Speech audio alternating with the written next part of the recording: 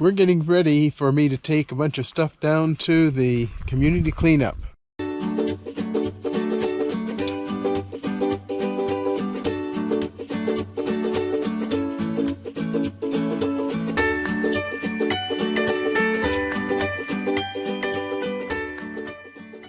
It's 28 miles, but I need to go down and pick up some medications for Irene, and I need to pick up a couple of other things to finish off some irrigation. I picked up the small pieces of cardboard, you know, the little dinky things. Right.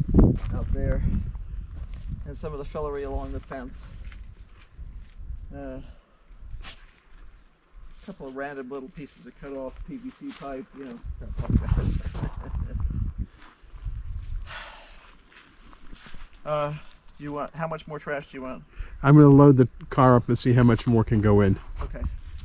I definitely want to get rid of the stuff that burned.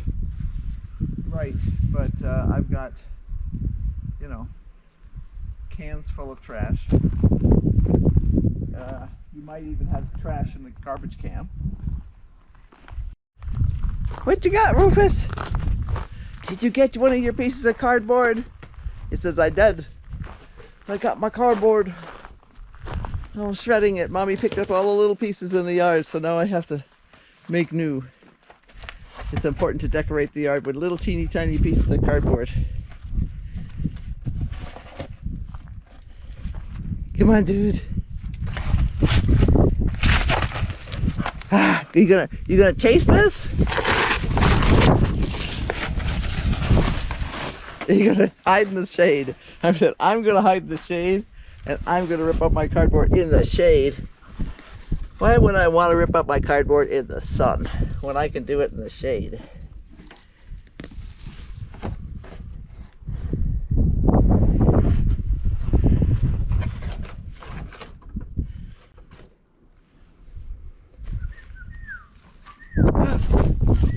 Is Daddy making noises at you? He's whistling. What's that mean? Does that mean you're supposed to do something? Rufus.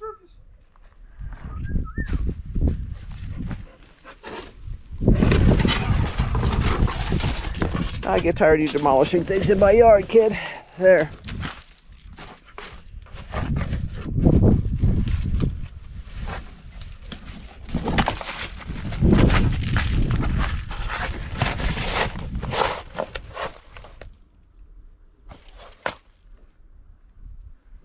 Daddy's gonna run away. He's gotta go to the dump.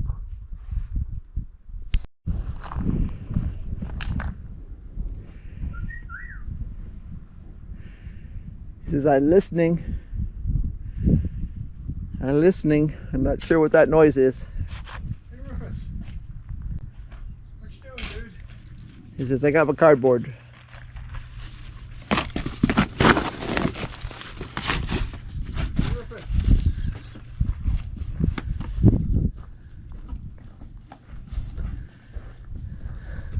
He says he's going to do it in the shade. Yeah, he says, I'm going to rip my cardboard up in the shade and just chew it up into little pieces. It's not very exciting to watch.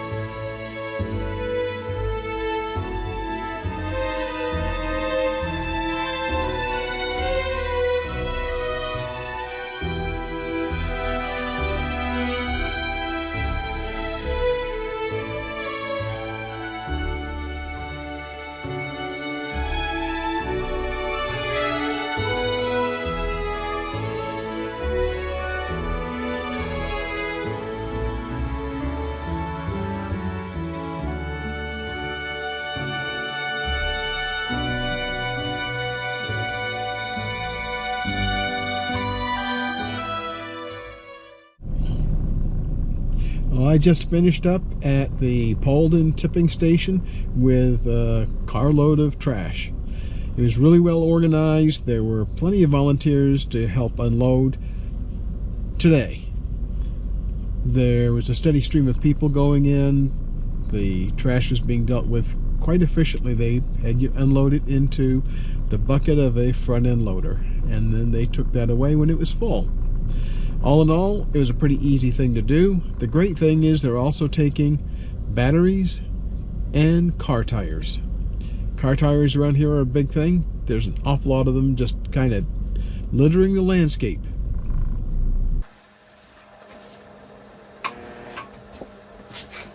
Hey everybody, it's Irene with BrainStormAcres, and I'm in the studio. Now today, I'm doing a sort of an unusual for me project.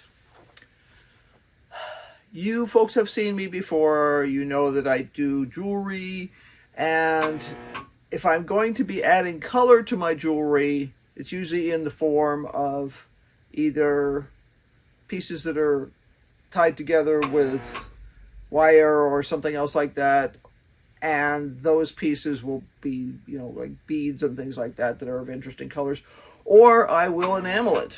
And I have shared some of the enameling things before. I'll probably do a separate video on that because I'm actually got a big project going with that right now too. But I had a special request from a friend who needed some custom work done, and the problem is the durability of the pieces. Now, sometimes when you give things that are like awards and stuff, you have to accept the fact that not everybody takes good care of their stuff. And as someone who has done a lot of award scrolls and things like that, I know that some of those were highly valued, framed, stuck on the walls, and others were probably crammed into a pocket and maybe even thrown away. Some people just don't value hand-done things and take good care of them. So when my friend came to me and asked me about doing some pieces, we discussed the durability issue. We also discussed some other things like how hard it is to create some of these things and all that sort of thing.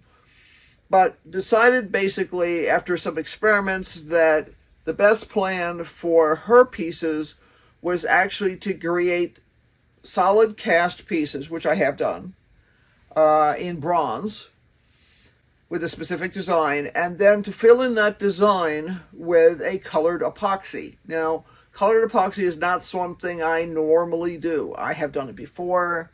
It was well received. It's extremely durable. But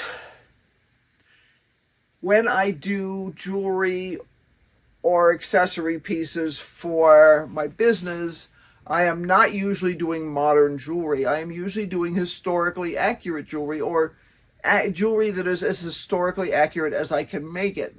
So I prefer to use historically accurate techniques.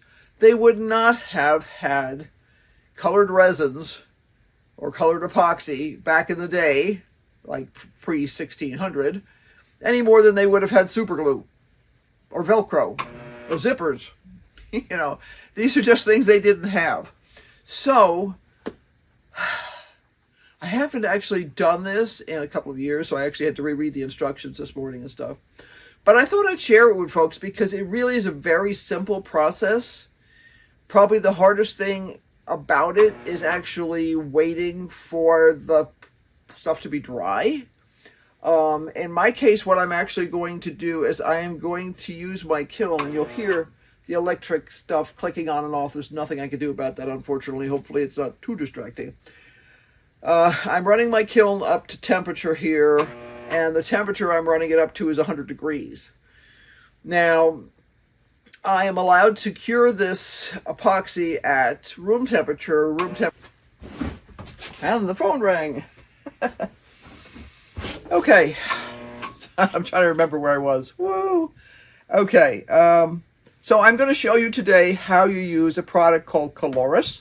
Coloris is a colored epoxy resin. I get mine from Rio Grande Jewelry Supply in Albuquerque, New Mexico. They're not a sponsor. I simply spend large quantities of money with them. This is a very stable product. As I was mentioning before, the only downside to it is it takes a while to cure, because it's not just drying, it's curing.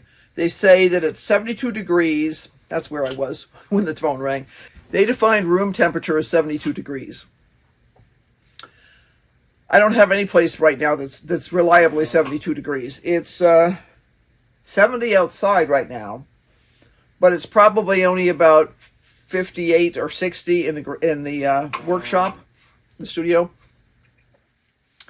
And we're not going to heat any of those buildings at this point because we want to retain as much coolness as we can for when those times when the temperature goes up.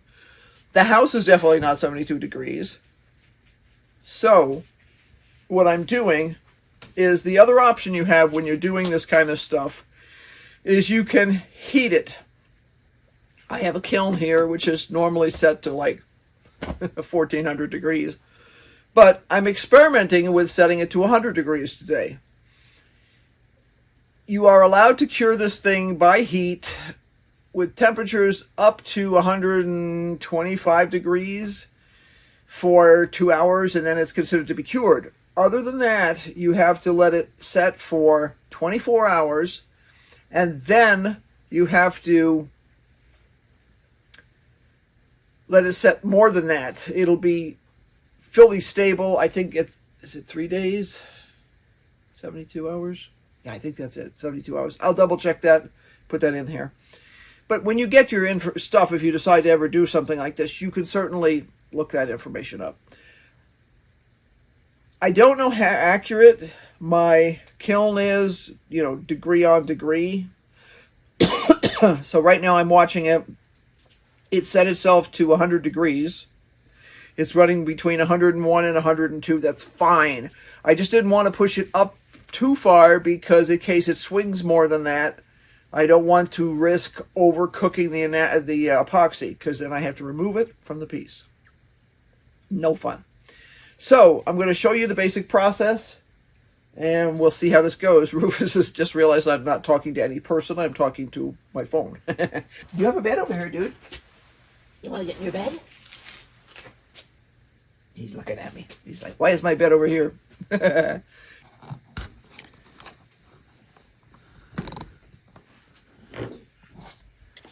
Move stuff out of the way here. So what we have, I'm wearing an optivisor, which is just a magnifying glass, basically, fancy one. And because I really want to be able to see what I'm doing. This is the black Coloris epoxy stuff. It comes with a cute little thing. And one of the big things you want to do is make sure that you don't get dust in this stuff. So I have cleaned off this whole area as well as I possibly could beforehand. I'm going to screw this little squirt bottle thing on. It already has a hole punched. I always check things like that because some things don't. I have previously, like a long time ago, purchased some of the accessories that you can use with this. You don't have to have them. It's just a convenience issue. So, yeah.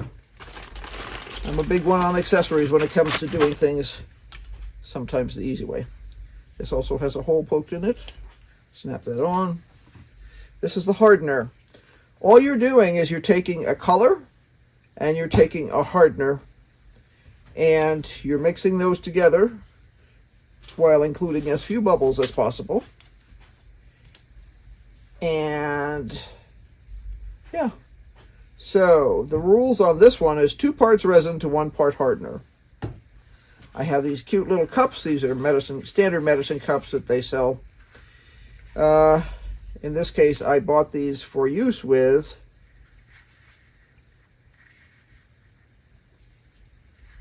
this system.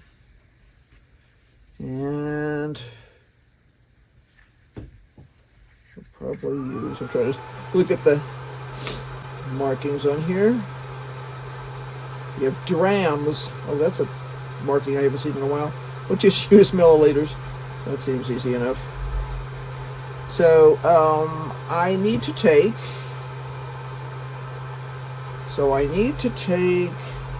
the Coloris Black. This does not need to be shaken or anything. It's pretty, like, I suppose if you had it on the shelf forever, you might want to, but you don't want to encourage it to be bubbly. I'm going to do one other thing before I start mixing, and that is get my alcohol. Barring major disaster, I should not need more in the way of paper towels than this. I have a cool paper towel dispenser, but the paper towels don't come off of it easily in terms of like taking the roll off. So, isopropyl alcohol is simply used if you need to clean things up. So if I find myself spazzing out and making a mess, I can use that. I am going to put down a piece of paper towel here, simply because I don't want, these are fire bricks that I have here as a surface, and I know the epoxy will like soak into that. So if I make a mess, I don't want it to wind up making a mess on the fire bricks. What I have is this little teeny container. And the process is going to be, I'm going to pour the two things into here. I'm going to stir them properly. Then I'm going to put them into here. I'm going to screw the lid on. And I have a special little needle applicator, which goes on here, which is going to allow me to precisely place this stuff into the holes on medallions that I'm working on. The medallions have been cast in bronze. They have been pre-polished and cleaned up, and they are ready to go, except for the fact that that swan that's on there needs to be black. So, I'm going to take this, and it is 2 parts color to 1 part hardener. There's 2 different kinds of hardener that are available. This is a thin hardener, and it's used when you want your color to flow into a contained area like this swan. So, let me see. Milliliters. There we go. So I want 10 milliliters of color.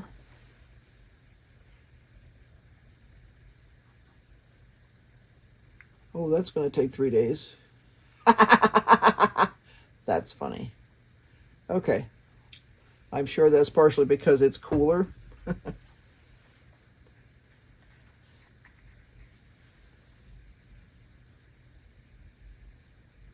And this is brand new. I'm really...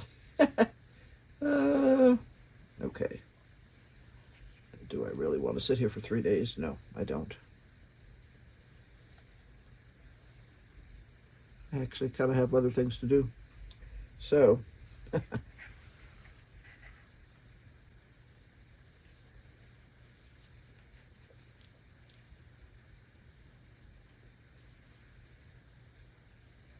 oh, I'm pretty darn good. 10 milliliters on the dot. One of the skills you can hope to acquire when you do this kind of thing is working on your pouring. Helps a lot. Yep, exactly 10 milliliters. Now what I'm going to do is add 5 milliliters of this. Now this is thin, so it should go faster. And it does. Nice.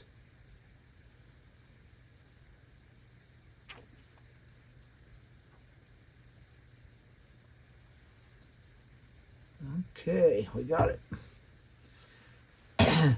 Now, when you go to stir this, you do not want to go crazy.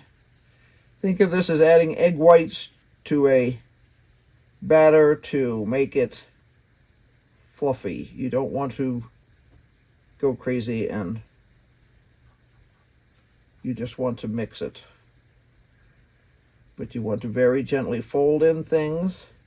You want to be scraping along the edges so that you don't have any pure hardener or pure color on the outside.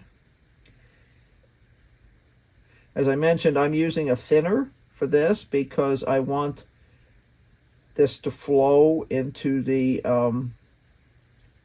cavities that have been created in these pendants. If I were trying to dome this color onto a flat back or a slightly curved back, I would use a thick hardener. And they have all kinds of specialty things like if the thick hardener is not going to make it thick enough and I need to really make it thick, I can add a special thing drop by drop, up to 3 drops as I recall, that will make it much, much thicker. They have special doming supplies that allow you to create clear domes over things. I'm sure you've seen it done with dried flowers and stuff like that at craft shows. It's a very effective thing. I'm going to scrape the edges one more time to make sure that I have all the nooks and crannies in here. And you notice I'm stirring gently. I'm trying not to get any more bubbles in here than I need to. Okay, now comes the hard part, pouring it.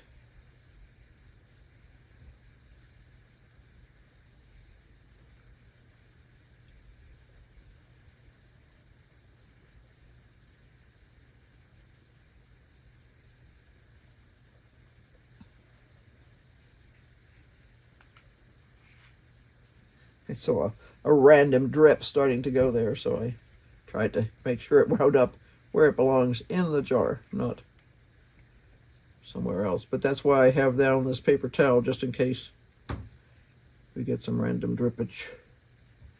I don't want to waste this. I want to use as much as I can of this. I have no idea, because I haven't done this in a long time, how far this is going to go in terms of filling the pieces. I have quite a few pieces to make. It's obviously very possible to make more of this. I have a large container purchased brand new on purpose for this process because I didn't want to risk running out. I have the old stuff that I have, but I wasn't sure what the shelf life was on it, and I just did not want to risk having something that didn't cure properly. These cups and things can be washed out using isopropyl alcohol, and I'll have to decide if I'm going to do that or not, basically. But there we go. We should be ready. I'm going to move this because I just realized it's right next to the kiln. It's only a 100-degree kiln, so it's not super hot. It's not like the usual zillion-degree kiln.